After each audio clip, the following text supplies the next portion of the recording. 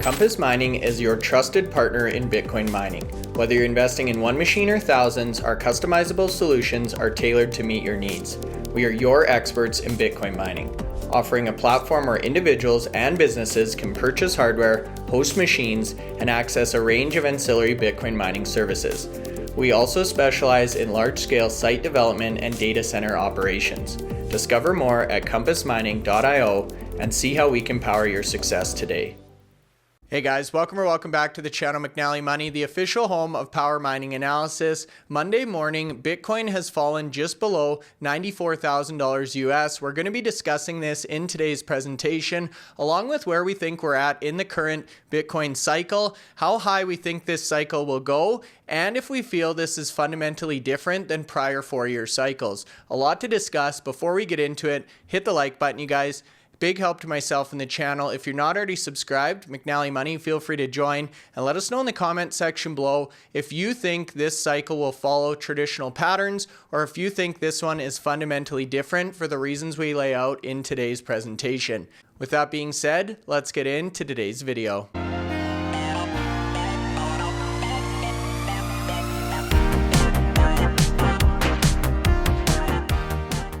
All right, guys, Monday morning, a double header here on Power Mining Analysis. We've got a big interview coming up with Compass Mining, Anthony, but before that, wanted to jump on the regular podcast. Another eventful weekend in the Bitcoin space.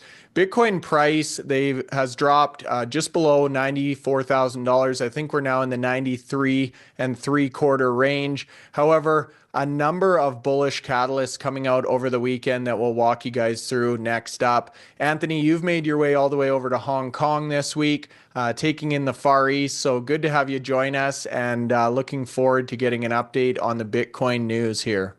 Yeah, arrived literally a couple of hours ago.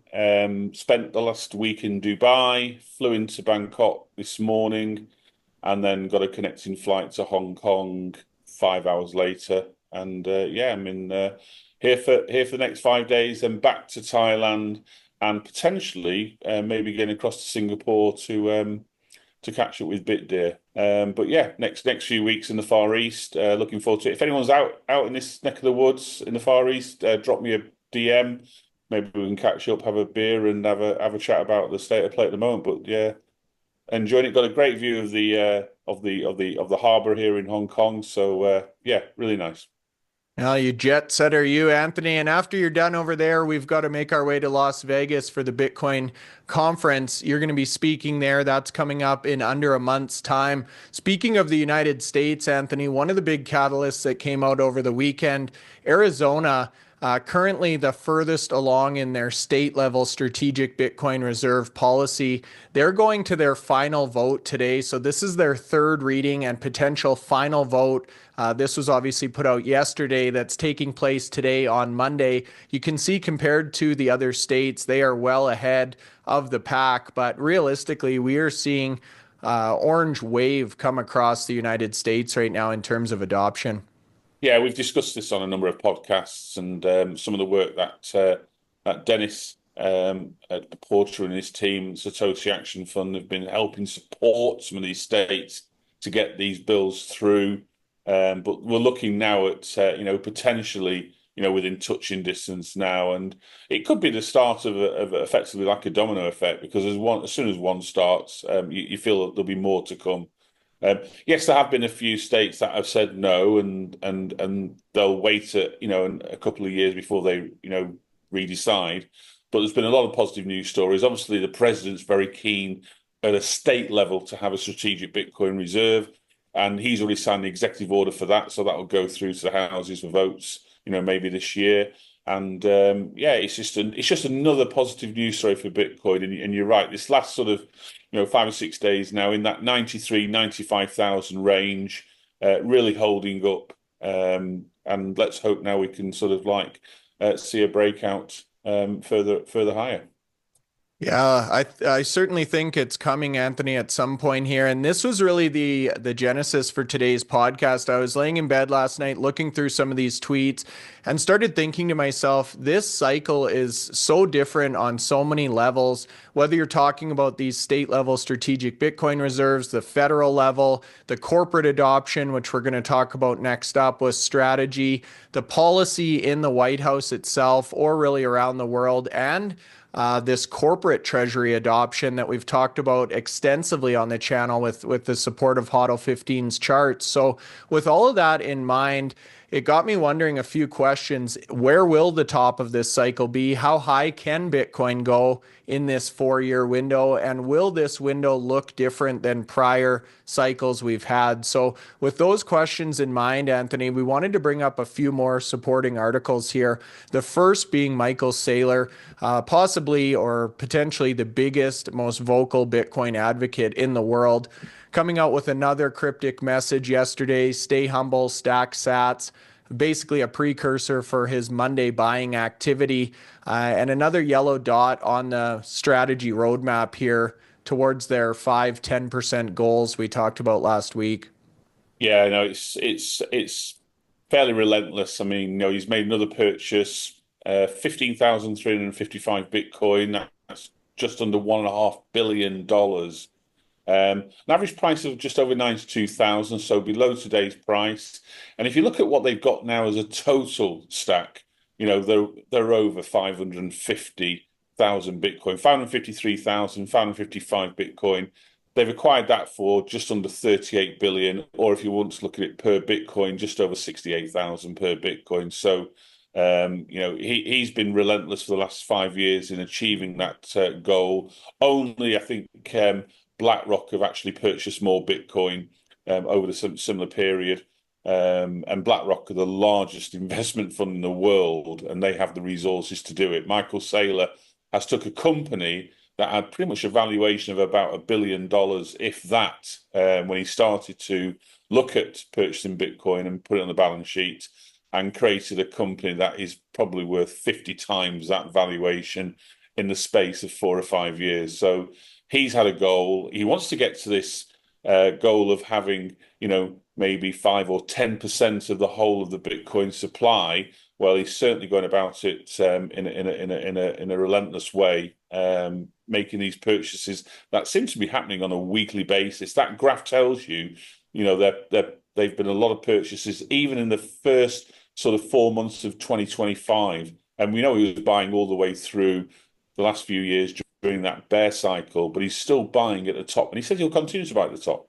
Most definitely. And he's leveraging the ATM for a lot of these purchases. So it makes sense he's buying the top when the share price is up. I saw a tweet saying this ATM is almost run dry. So we'll see what his next move is. But you're right in saying, Anthony, he really only started this buying back in 2020. You can see on that graph the first few yellow dots. So this in itself is a factor that wasn't really there in the last cycle.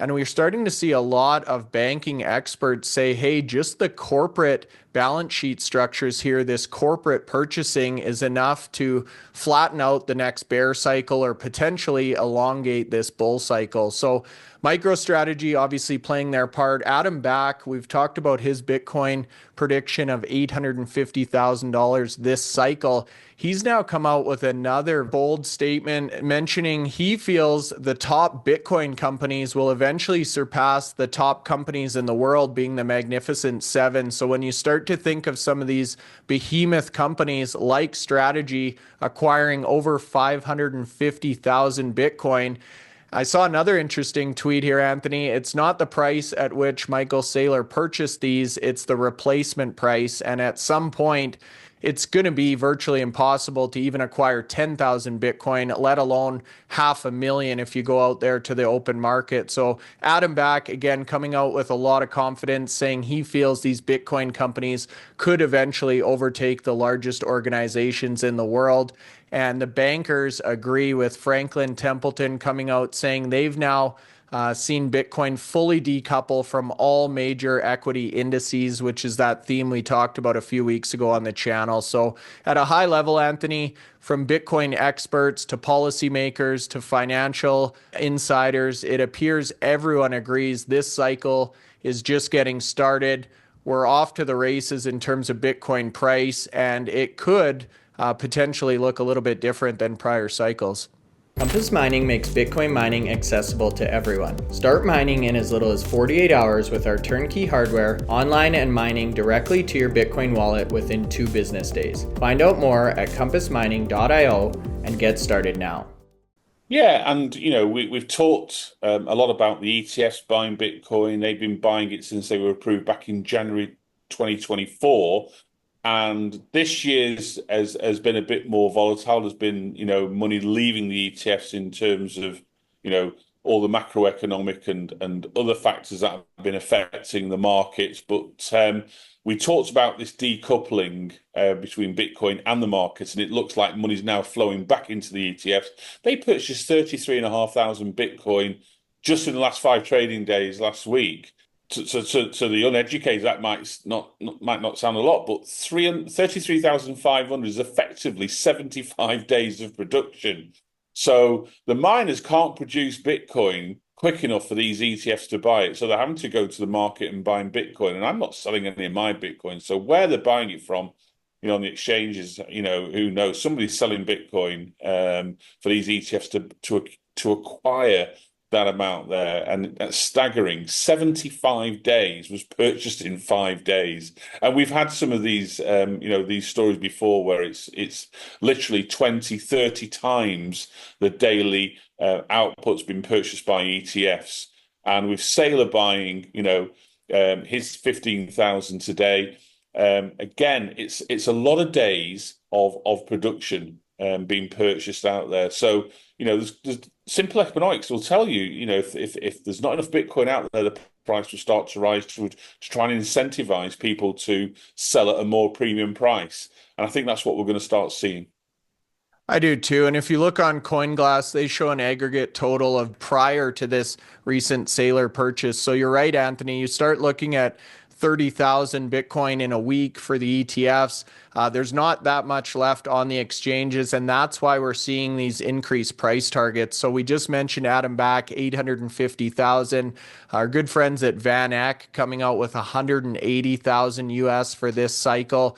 ARK Invest, so Kathy Wood, she's come out with a range between $500,000 and $2.4 million US per Bitcoin by 2030, which sounds like the future, but that's really only 4.5 years away, Anthony. So you're exactly right. The supply-demand imbalance is something we've never really seen in a true finite resource in the world before, and this level of accumulation is not sustainable. So that really leads us to that second set of questions.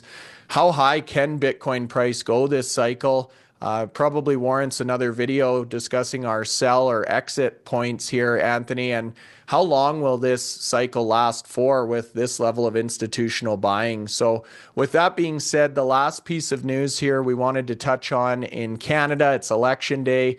Pierre Poilievre, the leader of the Conservative Party, it's essentially a 2-party system here, similar to the States, very pro-Bitcoin, so that could be a big catalyst again to further strengthen the North American dominance in this space. But a lot going on, Anthony, a lot of big questions here. I don't know if we necessarily have the answer to, but I guess in closing on this section, what I'll ask, have these events changed your outlook in terms of exit strategy on the miners and your Bitcoin proxy investments? The miners just obviously, rely on the Bitcoin price getting higher because there's not many going to be making a reasonable margin at these levels. Not when you think about the fact the difficulty has impacted how many Bitcoin they're able to produce. Energy costs are not going away. And also the fact that, some of them have got significantly higher G&A costs than some of the best performers. So it's, 94,000 or just under as it is at the moment. Sounds like it's great for mining companies, but it's not. I think there's only a couple that can probably produce a reasonable margin at these levels. When you consider all-in costs, and you have to look at the all-in costs. I mean, yes, we talk about cash costs, and most of them will be able to produce Bitcoin from a cash perspective. But if you're going to buy machines to replace the machines that you're using at the moment, that has to be included as a cost, and depreciation is the way that we show how much each company is effectively, cost, the cost incurred of buying their fleets, their infrastructure, etc., etc. So it's a challenge at the moment. But if we get any Bitcoin, likely to the heights of where Cathie Wood or Van Eck, this 180,000, 250,000, 500,000, then yes, that gives certainly some leeway for the miners. But even at the hash price at the moment, we looked last week, it was over $50. It was $110 before the halving, and they were producing significantly more Bitcoin then, because the global hash rate was significantly lower, and they're able to achieve more Bitcoin, and therefore make better margins. At the moment now, it's a real challenge. Difficulties had effectively it's like a second halving to the miners in the last 18 months. It really impacts them. And if we look at today's share prices, Bitcoin's it was 95,500 when I arrived in Thailand this morning. And now it's dropped off to by just under a couple of $1,000, close to 94,000. But the miners, are seeing red today, across the board. And you look down at some of the the miners that were doing well last week: Soluna, Bitdeer, both of those down 5% and 6%. CleanSpark down 5%, Hive down 5%, IREN, Bitfarms down 4%. So volatility in the markets.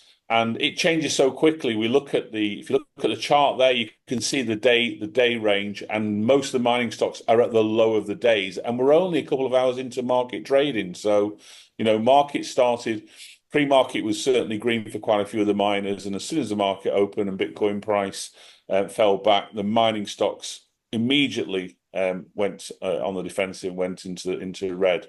And the volumes are there to show for it. TeraWulf, 23 million shares, Marathon, 16 million shares nearly, CleanSpark over 10 million shares. So there's volumes there, even with just a couple of hours of trading. So yeah, it's not a space for the faint-hearted, but as we've said for the last few years, we like this. I tend to zoom out on the share price. I know we cover it on most of our podcasts, but I tend to zoom out the share prices and the Bitcoin price, because it's no use looking at it on a day-to-day basis. You've got to look at it on a longer-term view. And Bitcoin price over the last 14 years has done really well. It's achieved the highest performance of any asset class in all but 2 of those years. So remember the long-term effects of Bitcoin, and hopefully, if Bitcoin gets to where those analysts and those companies predict it will be, that might give some assistance to the miners to get where they need to be as well.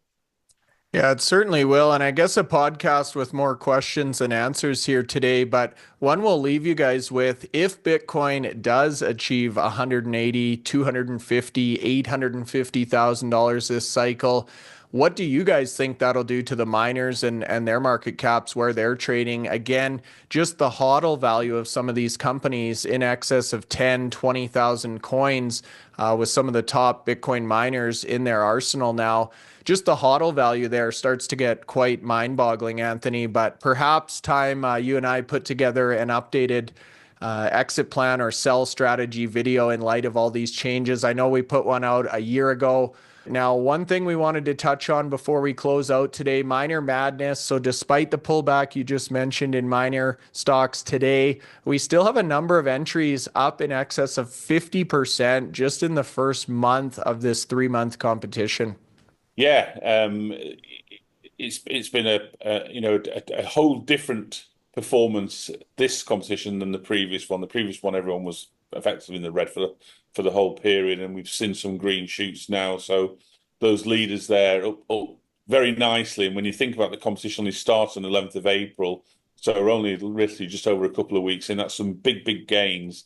So, interestingly, so quite a few people have picked Soluna, and that's why you can see the top of the leaderboard is saturated with most of the Soluna picks there. But Gryphon having that run there. 75% since start of the competition. A couple of people selected Gryphon, and they're at the top of the leaderboard with their selections as well. But we've still got a long way to go. We've got over 2 months to go to competition. Things can happen very, very quickly. As soon as shares can go up that high, they can also drop that quickly as well. But it keeps us all interested. Obviously, a lot of traction to the website with people going in, finding out where they are. You can go on the website, put your name in, and it'll tell you where you are in the competition. And so let's hope it continues to be a positive quarter for the miners and have a positive end to the competition at the end of June. Indeed, let's hope. And we just got our Miner Madness 2.0 swag and prizes sent out last week, Anthony. So stay tuned for that if you're in the top 5 from the last iteration of Miner Madness. That's all for now, you guys. Let us know in the comment section below, where do you think this cycle is headed in terms of Bitcoin price and duration? We'd love to hear your thoughts. Feel free to subscribe, hit the like button. We'll see you back here later.